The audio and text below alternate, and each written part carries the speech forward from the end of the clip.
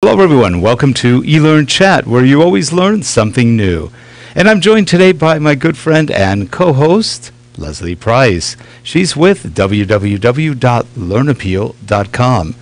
Somehow I think I'm with them too because she's got me involved with it. It's fun. In fact, you're going to get to see Lesley and I both together at the same place in living flesh and color in London, England, February 13th through 14th at the Learning Technologies Conference and Expo. We're both going to be working in the Learn Appeal booth. Come by and see us. Learn Appeal is a great charity helping people who really can't help themselves. And what they do is great. They help empower people to do a better job with themselves, to get a career, to get going, to do things that they'd never be able to do before. It's a great project, and you guys are doing a great job. And Hi. we're absolutely delighted. You and your wife Lesley. I'm going to meet the other Lesley. Yeah, the other Lesley. The other Lesley, and also your daughter are coming to join us, and I'm looking forward to introducing you to all the UK people. Oh, it's going to be fun. And not only UK people, because David Kelly is always there. You were mentioning before the show about eLearning Guild. David Kelly will be there. I think Shannon Tipton will be there as well. Shannon? I'm trying to think who else is going. Maybe Carl Capp is going. Lots, Good. lots and lots of people from the US. So you won't be the only US person there. No, that's true. I'm practicing my English right now as we speak. So, anyway, here we go. Let's start the show.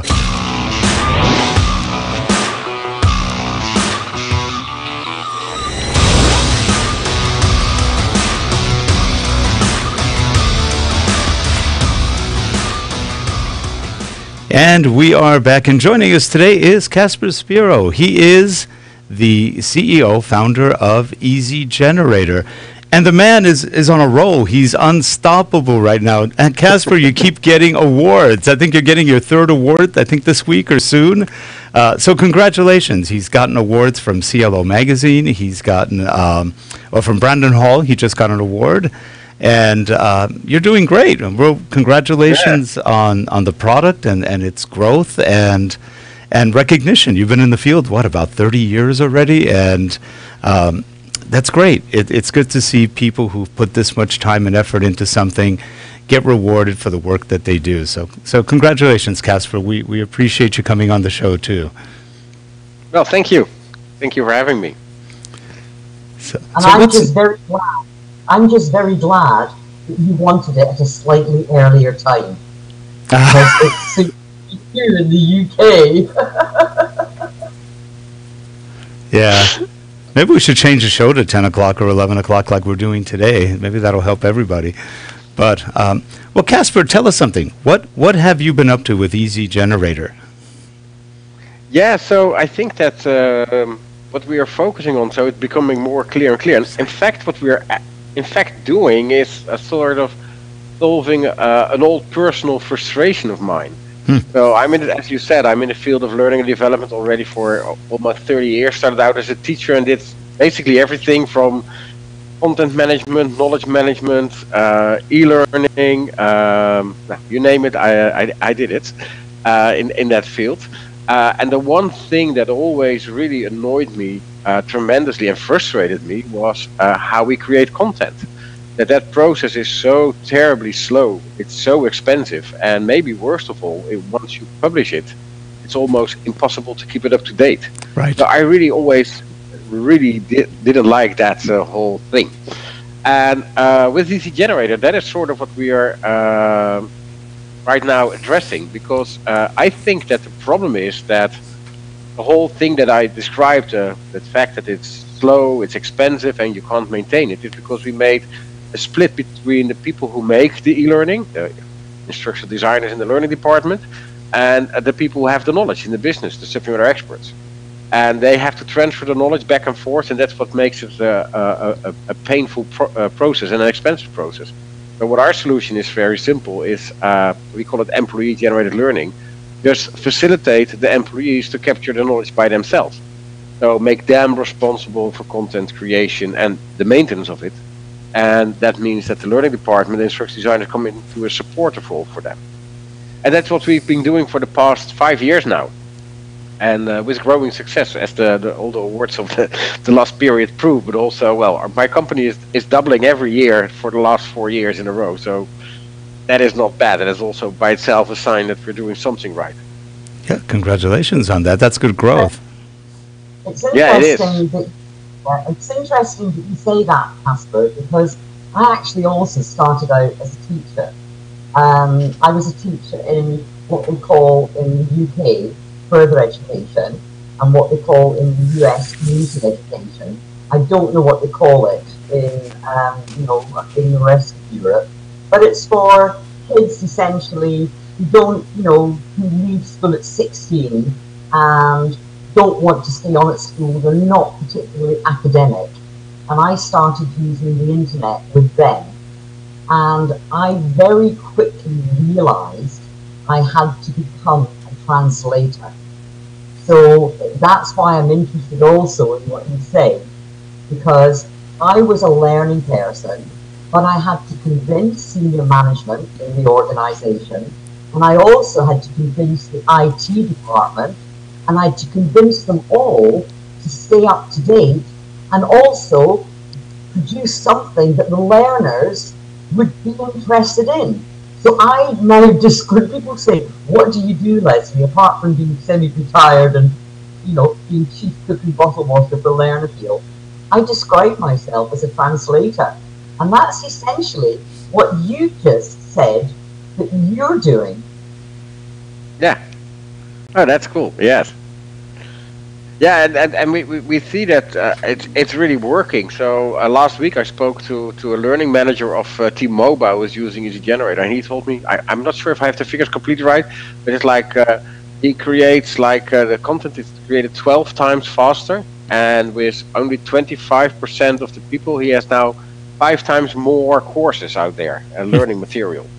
So those are really impressive figures. And I know from the past, so I think that a lot of people are looking at cost and speed, because that is, of course, always an issue. Yeah. But I remember doing a project, I'm not allowed to call the name, but it's one of the biggest oil companies in the world. And it was in my previous job, and I was responsible for implementing Moodle there. And we were transferring courses from their old LMS into the Moodle LMS. And then we said, well, let's check how accurate those courses are. So we took 100 courses, and we went looking for SMEs to check the courses of if they were still up to date. And we were really shocked, because not one of them was up to date. They had all mistakes, they were all errors in there. So I think it's really bad that we spend a lot of time and effort and money and then learning people outdated stuff. So I think we can't do that anymore.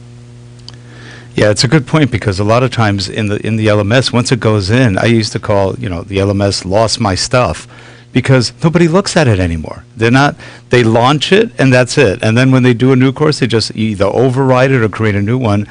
But very few companies are even doing analytics on what people are learning, whether they're not learning, is performance improving. And so as a result, the LMS is this side of useless. And you're right, if you can have a tool that can maintain at the same time and keep things current, that's great, because that's something that doesn't happen easily in the regular environment. Yeah, that's completely true. And the cool thing is, because it's what I just described as sort of the practical side of things, and there is also a more visionary approach with the same outcome, which is really funny. And that is that what you see, of course, in learning, what is happening is that it is changing from a top-down controlled process by the learning department, who is sort of pushing learning material into the company and telling you what to learn in order to make your next step, into an environment where the learner is in charge. So it's bottom up, and the learner is responsible for his or her learning. And the learning department is getting more into a facilitating role there.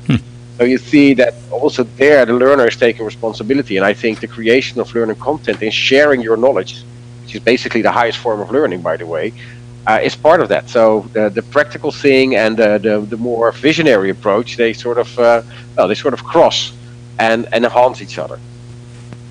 it's interesting again that you say that, because another thing that I've always promoted throughout my whole career is that, to me, learning and development very often sits behind HR and is regarded as by senior management, C-suite, as a back office function. And I believe that people who are involved in learning and development should be on front line operations, because it's at the front line where things change. The people at the front line know when learning needs to happen to improve performance. Yeah, that's completely true. And in your because I think that is not what's happening in most cases. Do you see that changing? So because it's a change of a mindset, basically.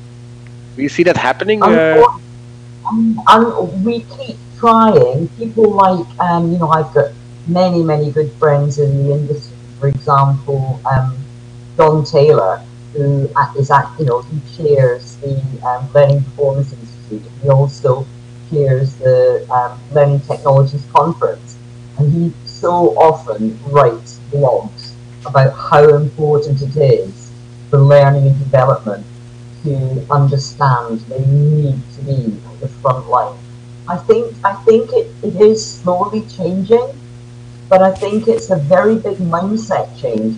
And I think part of that is because very often learning and development even sits behind HR.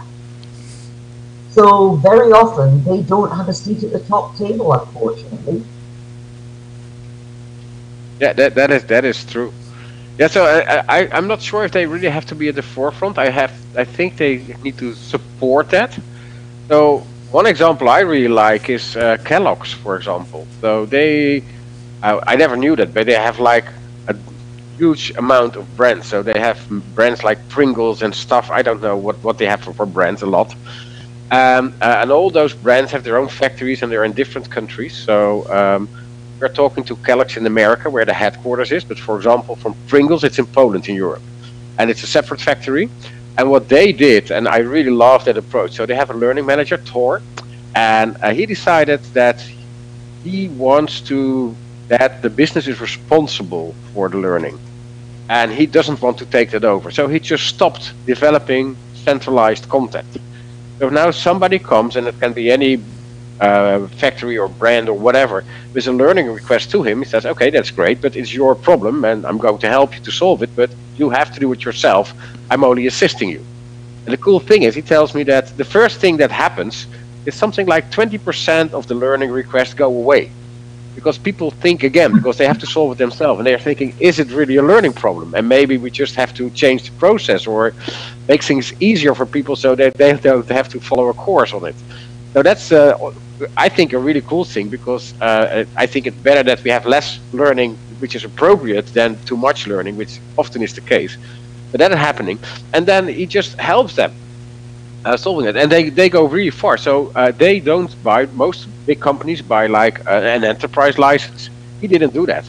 So he tells the Pringles, so you have a team of 4 or 5 people working on that. So they have to buy a team plan at Easygenerator, and we made facilities for that, so you can do that very easily. But they have to put up their own budget. They have to put in their own money, their own effort to create their own solution. And I really like that, because that's the only way that you can prevent from happening that learning from the business side. Now, Kasper, how did you... Oh, I should say, how do you approach the client and get them to change the mindset from, let's say, a more centralized approach to a more distributed approach where the SMEs, in essence, become the content creators? I mean, I'm sure you're going to get some resistance. On the other hand, what makes them accept it more? Yeah, that's good. So first it's hard work. So a big part of my role is what we call thought leadership. So well, doing interviews like this. Last month I presented at DevLearn, but also awards like the CLO award we won last month, or the Brandon Hall award from today. Those are all results of that. So I present a lot, I travel a lot, I talk a lot, I write a lot. I write a lot of articles together with my colleague Videy. And so the other award that we won was the MVP award from eLearning was about an article we wrote. So we try to sort of put the message out there with all that effort. And I think a big part of my week is that I reach out to people through my LinkedIn profile and I try to talk to them about, well, the concept of employee-generated learning. And I'm sort of bringing out the word, talking about the solution. And the point is that a lot of companies do not think about that, but they do recognize the problems. And then for them, it's sort of like a new possible direction. So I had a talk today, so it was based on my DEFLEARN presentation of last month. An HR manager of a chemical company, DuPont, was there, and I talked to her yesterday because she said, well, I know the problem, and I did think about it, but I never thought that the people that I have in my factories, because it's really like a chemical factory she's working for, would be able to do that. But, well, we have, for example, a company like Tata Steel, who is creating training materials with the people from the factory. So it is really possible. And for a lot of people, that is sort of like something they never thought about that as a possible solution, because they always, in their mind, learning is like sort of you have to be a learning professional in order to create learning. Sure. And that is what we're trying to change. Now, what do you see as some of the benefits? Go ahead. I was going to say, doesn't that also come from school? So from when you very first start school, or even when you're little, learning is something that's done to you. So it's, you know, you go to school told what to learn. When you're going through all your exams, you're told what to learn. And so therefore, when you come into the world of work, you just sit back there and think, oh, right, it's going to be done to me then. And I'm going to wait for it to happen. And it really is, as you describe it, a change of mindset. Well, also, Correct, Lesley, one thing you said, Lesley, is learning is done to you, which is so true, and many times by people not even all that competent to do it to you. And the problem is, all learning in school, or a large part of it, is out of context. They have no idea why they're learning this. No practical examples, just here's why you need to know it. But no, you just... But also the process, how we do it, the learning. Algebra. I still don't understand algebra, or trigonometry, or calculus. Right. I never wanted to go to sea. I don't know how to. I don't even know how to find myself in the middle of the ocean. Yep. Yeah, so I think that there's like sort of a revolution going on in corporate learning, where things go from top down to bottom up, and it's really a fundamental change. And I do think that corporate learning is ahead of the curve if you compare it to education. We do have a couple of universities using Easygenerator as well, facilitating flipped classroom processes with Easygenerator, for example. But I think the majority of schools is really like, it's really old school, and it is something it needs to change, because it's not not sustainable anymore. Just to imagine you're there like for 15 years at least, maybe 20, 25 years of your life. And what is the output of that? It's really, really a waste of time, money, and effort. So it's I think we should do it in a different way. Now, how do you, let's say some people go into this in pilot programs to make sure it works. What are the measurable results that you can provide to people that make them understand, oh, we are doing better, or it's changing, or it's improving? How do you approach the measurable part of it? Yeah, so we do that old school. So we have XAPI in the tool, so we can really detailed report on courses taken, the time it takes, questions answered, stuff like that. But in my mind, that's not really proving the value. It's only proving that people answered your questions correct or incorrect. So what we added to the tool is an NPS survey. Do you know what NPS is? NPS. You heard of that? I'm not sure. I've heard of it. Okay, so it's something. So we are a software company, so we do that as well. It's really simple. So when you use Easygenerator, for example, you get every now and then a question: would you recommend Easygenerator to your colleague or your friend? And you have to give an answer on a scale from 1 to 10. So 1 is really bad, I will definitely not recommend it, and 10, yes, I love it, I will. Yeah. And people score that. And then, based on the results, you divide people in 3 groups. So you have what you call the detractors. So they score between a 1 and a 6. So if they score, so they are like negative. So they will tell people, don't take that course or don't use that software, it's really bad. You have people who score a 7 or an 8, which is sort of okay, but they are not, they are not, really don't care. They are sort of, it's okay, not bad, not really good. So they will not promote you. So they're like the neutrals. And then you have your promoters, and those are the people you are looking for. So the people will give you a 9 or a 10. So they will go out and tell you, well, this is really great. So I love that. And that can be for software or for anything else. And how the score works is really simple. So the neutral people, you disregard them. So you have the percentage of negatives and the percentage of positives. So the detractors and the promoters. And you just divide that. So if you have like 40% of promoters and 40% detractors, your score is a 0. And the rule is basically if you score above 0, you're doing a nice job. And if you score higher than 40 or 50, you're like really, really, really good.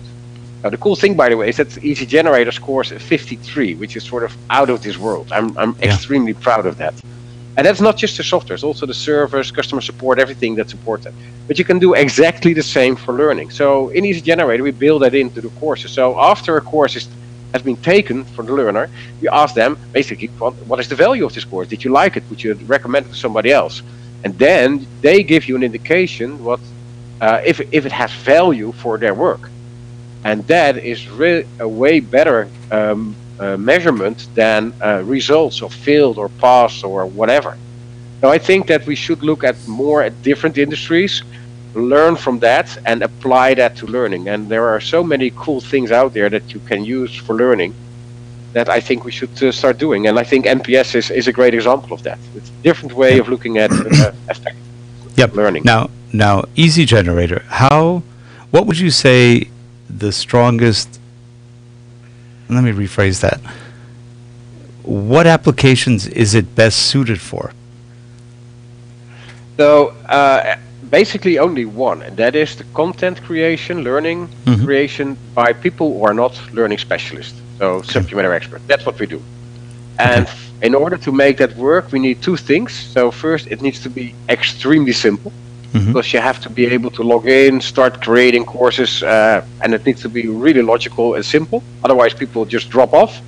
And the second thing is, we know that those kind of users do not have a learning background. So they will go in what we usually describe as a PowerPoint mindset, really content-heavy approach. Now we have a whole bundle of rules and support stuff, didactical support available. Will push them into the right direction. So, for example, we built a learning objective maker. So they have to create a learning objective to determine their goal for the course. And we built a learning objective maker that, based on Bloom's taxonomy, will help them create a proper learning objective in 4 simple steps.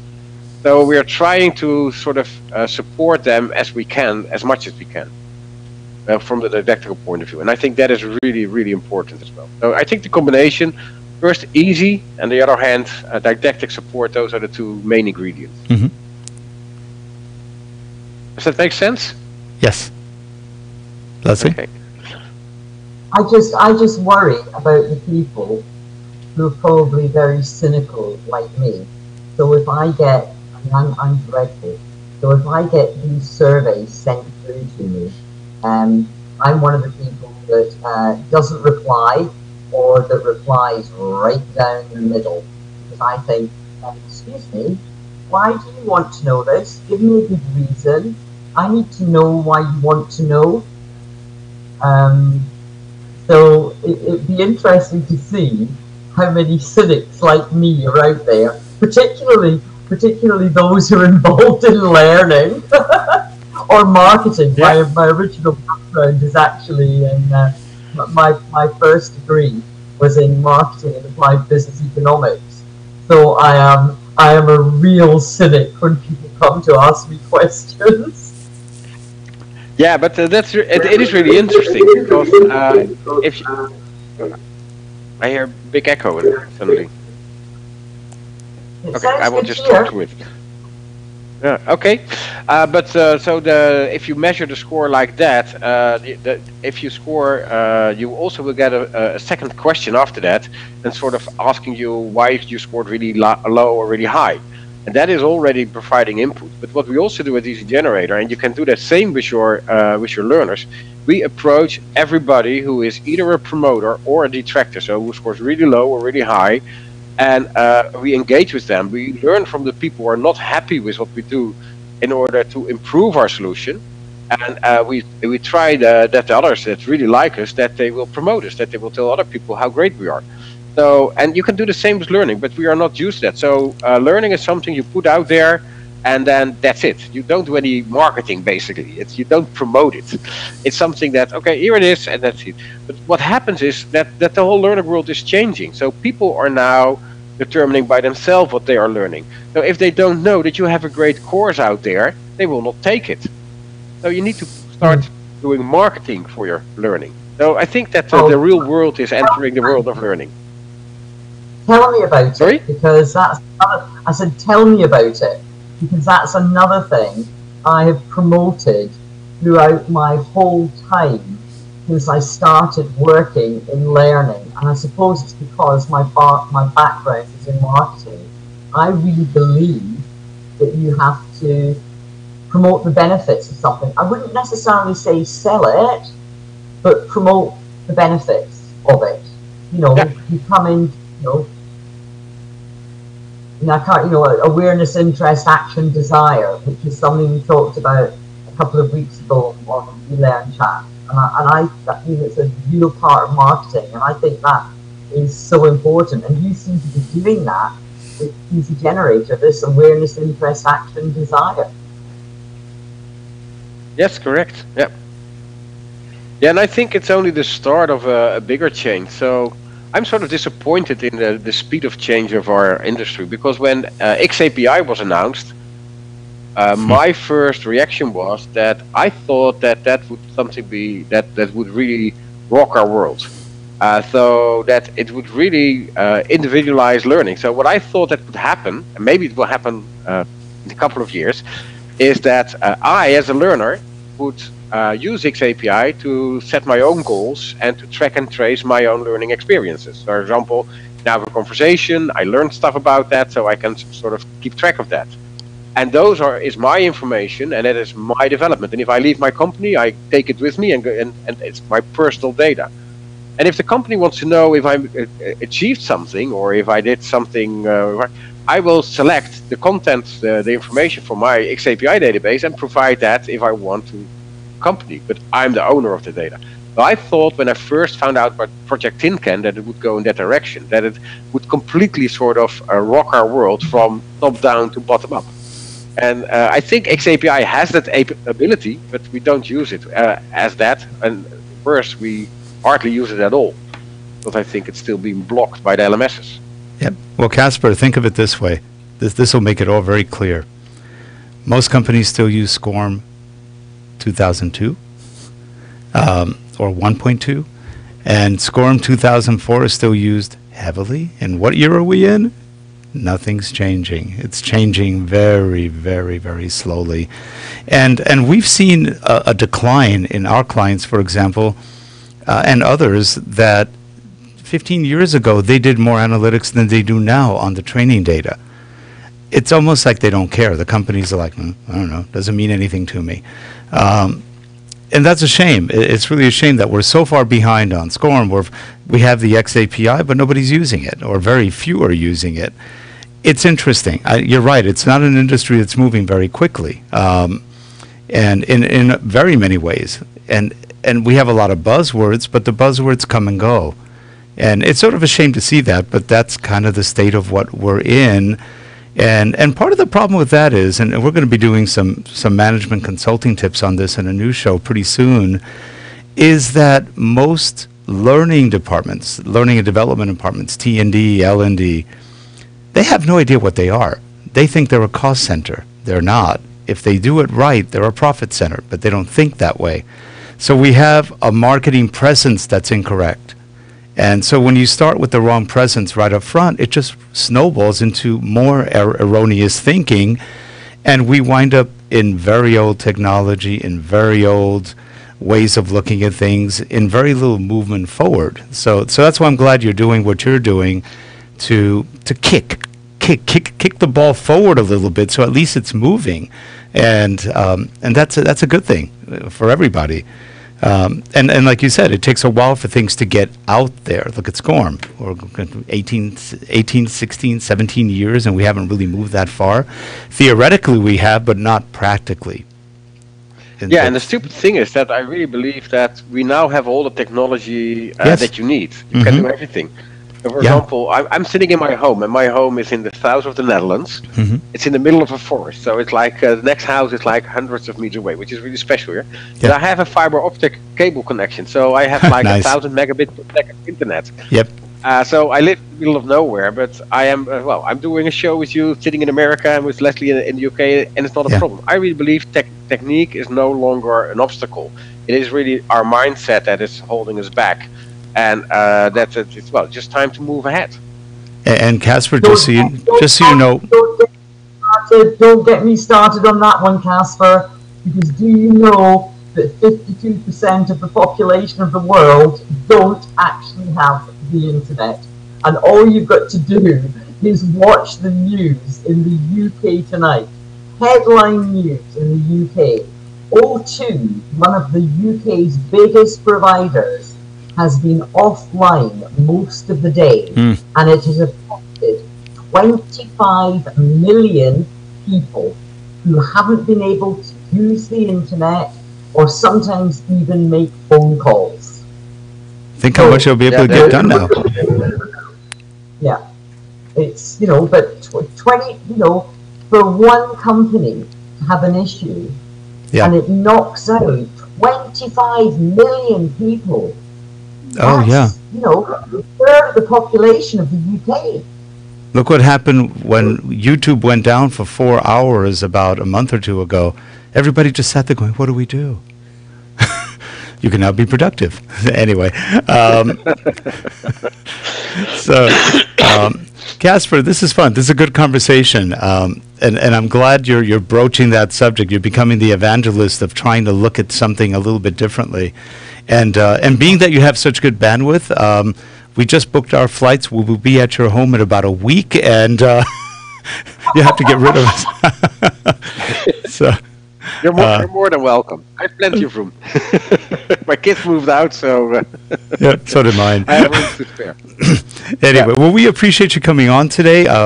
Maybe next time you can come on and give people a demo of Easygenerator and show us how it works, and maybe, like you said, give us some case stories of how it's worked, because it's really fascinating. I like the approach you're taking, and it's nice to see different thought. It really is, because we don't have a lot of it. Now, everybody right now is going, VR, everything has to be VR. Why? Yeah. My question is why?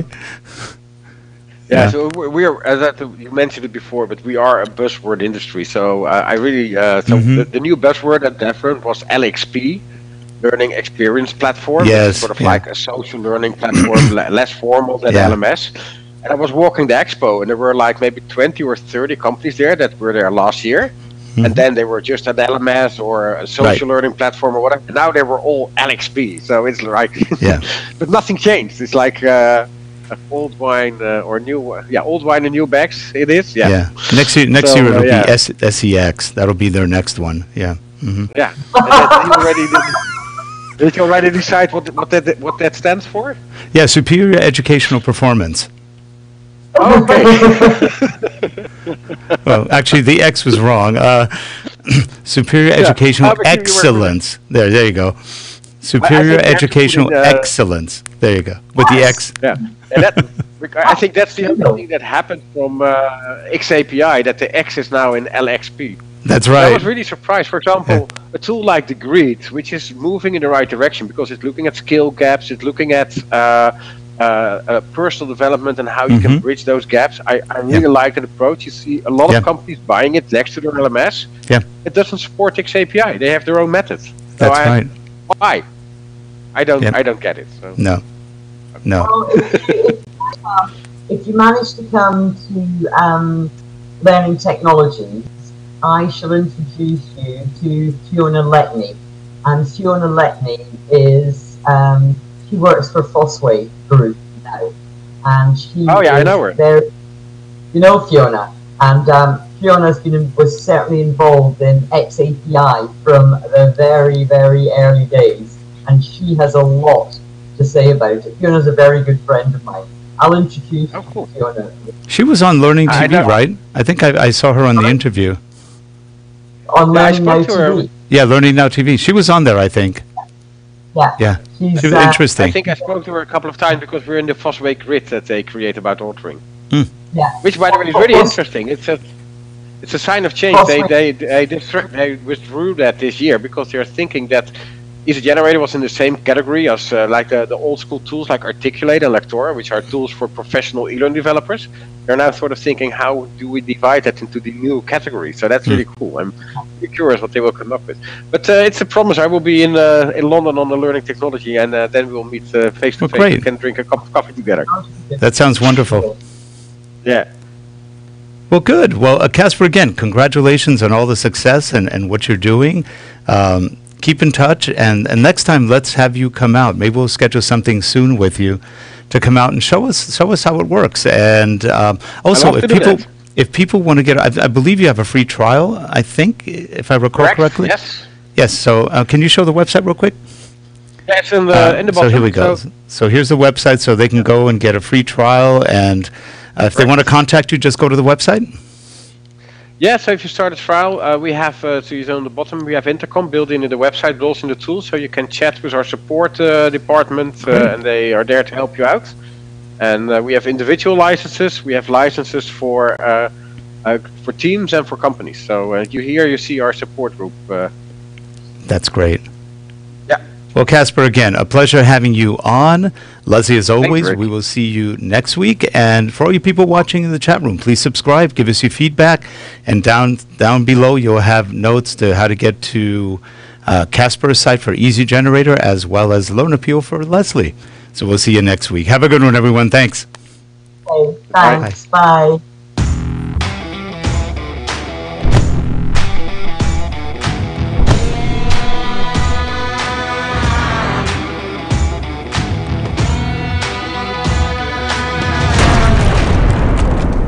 And that's our explosive end for the day.